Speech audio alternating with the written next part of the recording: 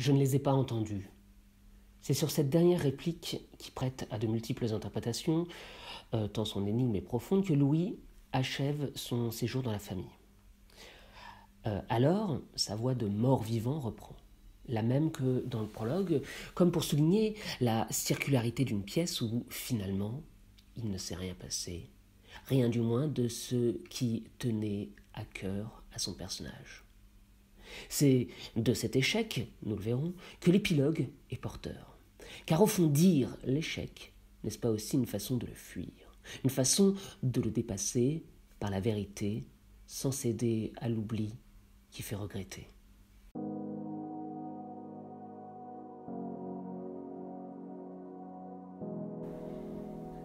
Après, ce que je fais, je pars. Je ne reviens plus jamais. Je meurs quelques mois plus tard, une année tout au plus. Une chose dont je me souviens et que je raconte encore, après j'en aurai fini, c'est l'été. C'est pendant ces années où je suis absent. C'est dans le sud de la France. Parce que je me suis perdu la nuit dans la montagne, je décide de marcher le long de la voie ferrée. Elle m'évitera les méandres de la route, le chemin sera plus court et je sais qu'elle passe près de la maison où je vis. La nuit, aucun train n'y circule, je n'y risque rien. Et c'est ainsi que je me retrouverai. À un moment, je suis à l'entrée d'un viaduc immense.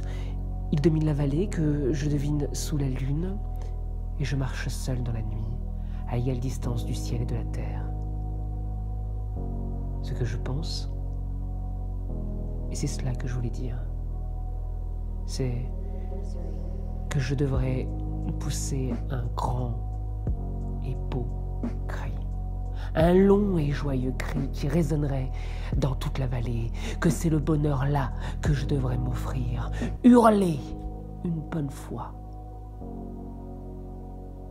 Mais je ne le fais pas. Je ne l'ai pas fait. Je me remets en route avec seul le bruit de mes pas sur le gravier. Ce sont des oublis comme celui-là que je regretterai.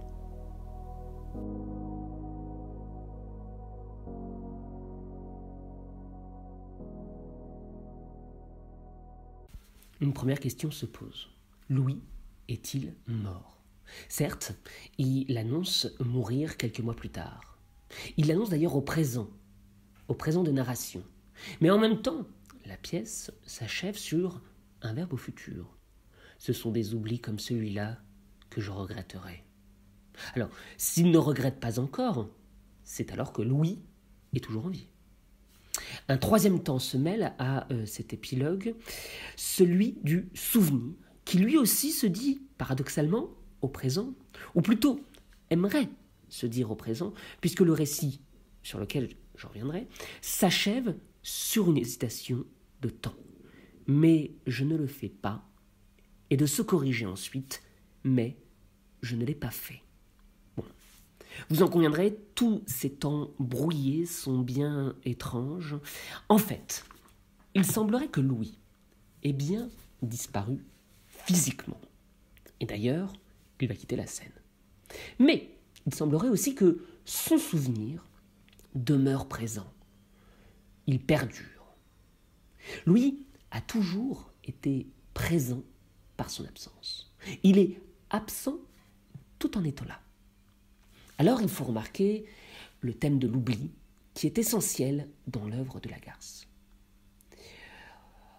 Au fond, cette voix qui parle ne serait-elle pas celle d'un souvenir qui ne veut pas qu'on l'oublie et qui fait en sorte que le temps de la mémoire demeure présent? Et si cette voix était celle de l'esprit de Louis, dont toute la pièce serait l'œuvre, voire l'invention? Comme elle le dit, elle aimerait s'oublier cette voix, mais elle est condamnée à errer et à se dire, d'où ce regret final. Quel abîme, n'est-ce pas?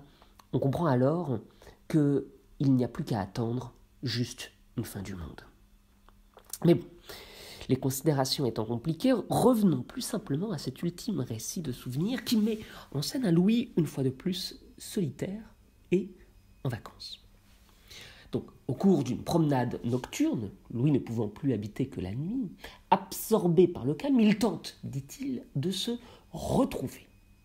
Alors, le verbe est important car il suppose qu'il se soit perdu, et en effet, Louis ne fait que cela, se perdre.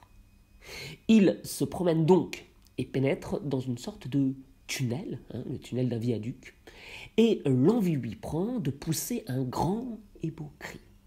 Cri qu'il associe à un bonheur, à une libération, car par ce cri, il a enfin le pouvoir de se libérer de ce qu'il a à dire, une bonne fois pour toutes. Mais là encore, Louis échoue. Il garde le silence, regagne sa route taiseuse. Il n'est pas parvenu à suffisamment s'oublier, et là le terme doit être pris dans tous les sens qu'il peut avoir, pour enfin atteindre la vérité de son être en un cri.